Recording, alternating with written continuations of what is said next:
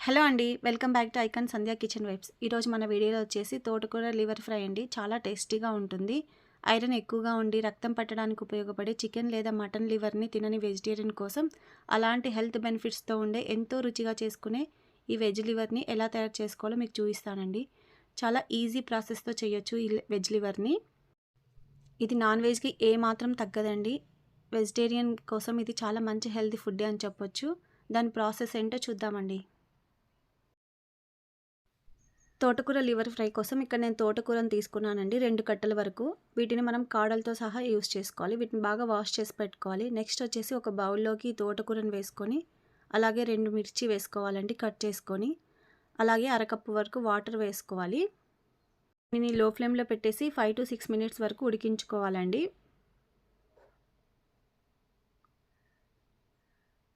Next వచ్చేసి చూద్దాం.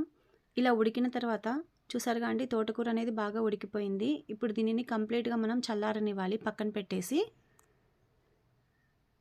ఇలా చల్లారిన ఆకుకూరని ఒక మిక్సీ జార్లో వేసుకొని చాలా మెత్తగా గ్రైండ్ చేసుకోవాలి.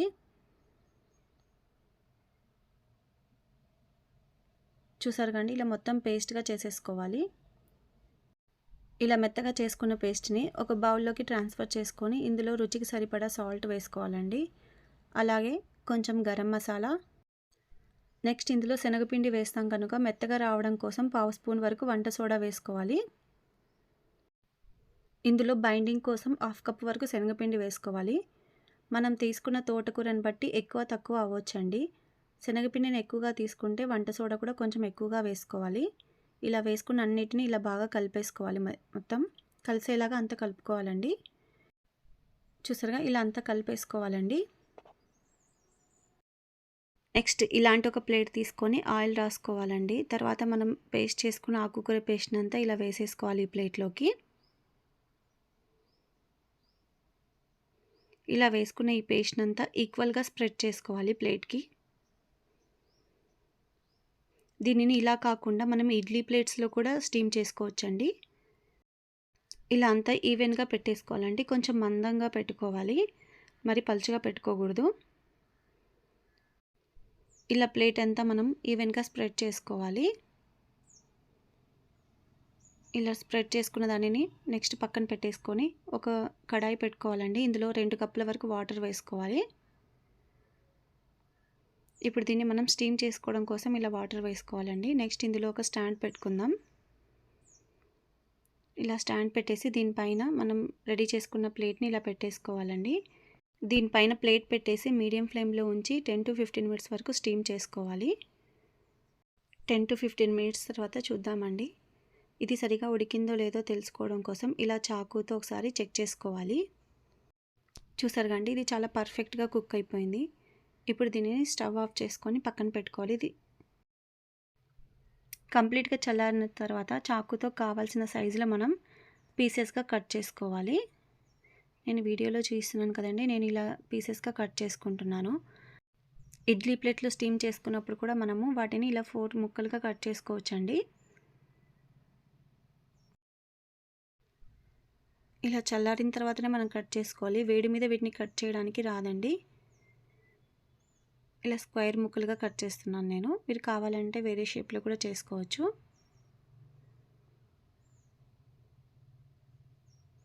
చూసారుగా అండి మొత్తం ఇలా కట్ చేసుకున్న తర్వాత దీన్ని చెక్ చేద్దాం ఎలా స్టీమ్ అయిందో. ఒక పీస్ నేను ఇలా తీసి చూపిస్తాను మీకు. చూసారుగా అండి చాలా బాగా స్టీమ్ అయిపోయింది, చాలా సాఫ్ట్గా ఉంటుంది. ఇప్పుడు చాకు హెల్ప్తో ఇలా మొత్తం అంతా తీసేసుకోవాలి. ఇది చాలా కరెక్ట్గా కుక్ అయిపోయిందండి, అందుకే చాలా ఈజీగా వస్తుంది. నెక్స్ట్ ఒక కడాయి పెట్టుకొని 2 స్పూన్ల వరకు ఆయిల్ వేసుకోవాలి. ఇలా ఆయిల్ వేసుకున్న తర్వాత మనం ముందుగా కట్ చేసి పెట్టుకున్నాం కదండి తోటకూర ముక్కల్ని, ఇవన్నీ వేసేసుకొని లో ఫ్లేమ్లో పెట్టి మనం పచ్చిదనం పోయే వరకు 4 to 5 మినిట్స్ వరకు కలుపుతూ ఇవి ఫ్రై చేసుకోవాలి. ఇవి కలిపేటప్పుడు నెమ్మదిగా విరిగిపోకుండా కలపాలండి. ఇది నిదానంగా మనం ఇలా ఫ్రై చేసుకోవాలి. ఎక్కువగా ఫాస్ట్గా కలిపిపోవడం వల్ల ఏమవుతుందంటే ఈ ముక్కలు అనేది విరిగిపోతాయండి. చూసారుగా చాలా బాగా ఫ్రై అయిపోయాయి. ఇప్పుడు వీటిని మనము ఒక బౌల్లోకి ట్రాన్స్ఫర్ చేసుకుందాం. ఈ కర్రీ వచ్చేసి మటన్ లివర్కి ఏ మాత్రము తగ్గదండి. అంత చాలా టేస్టీగా ఉంటుంది. ఇలా అన్ని ముక్కలన్నీ తీసేసి ఇలా మనం పక్కన పెట్టుకోవాలి. నెక్స్ట్ వచ్చేసి అదే ప్యాన్లోకి 2 ఆనియన్స్ ఇలా సన్నగా కట్ చేసి వేసుకోవాలి. వీటన్నిటిని కొంచెం కలర్ చేంజ్ అయ్యే వరకు బాగా ఫ్రై చేసుకోవాలి. కొంచెం ఫ్రై అయిన తర్వాత ఇందులో కొద్దిగా కరివేపాకు అలాగే కొంచెం సాల్ట్ కూడా యాడ్ చేసుకొని బాగా ఒకసారి కలుపుకోవాలి. ఇది లైట్ బ్రౌన్ కలర్ వచ్చే వరకు వేయించుకోవాలండి ఆనియన్స్ ఇలా కొద్దిగా కలర్ చేంజ్ అయిపోయిన తర్వాత 1 స్పూన్ వరకు అల్లం వెల్లుల్లి పేస్ట్ వేసుకోవాలి. ఇప్పుడు దీన్నంతా ఒకసారి బాగా కలిపేసుకొని ఫ్రై చేసుకోవాలి. నెక్స్ట్ వచ్చేసి ఇందులో నేను ఒక 2 టమోటాలు తీసుకున్నానండి. వాటిని కూడా చిన్న ముక్కలుగా కట్ చేసేసి ఇలా వేసుకోవాలి. పెద్దదైతే ఒకటి తీసుకోండి, చిన్నవైతే 2 తీసుకుంటే సరిపోతుంది. నెక్స్ట్ అలాగే 2-3 మిర్చి అండి కట్ చేసుకొని వేసుకోవాలి. ఇప్పుడు దీన్నంతా ఇలా మొత్తం కలిపేసుకోవాలి ఒకసారి. ఇలా కలుపుకున్న తర్వాత దీనిపైన మూత పెట్టి లో ఫ్లేమ్లో ఉంచి మెత్తగా అయ్యే వరకు మనం కుక్ చేసుకోవాలి. ఇప్పుడు చూద్దామండి, ఈ టమాటా అనేది కొంచెము మెత్తగా అయిపోతుంది కదా. ఇలా మగ్గిపోయిన తర్వాత దీన్ని ఒకసారి బాగా కలుపుకోవాలి ఇలా మళ్ళీ ఇంకోసారి. నెక్స్ట్ వచ్చేసి ఇందులో కొద్దిగా పసుపును కూడా యాడ్ చేసుకుంటున్నాను.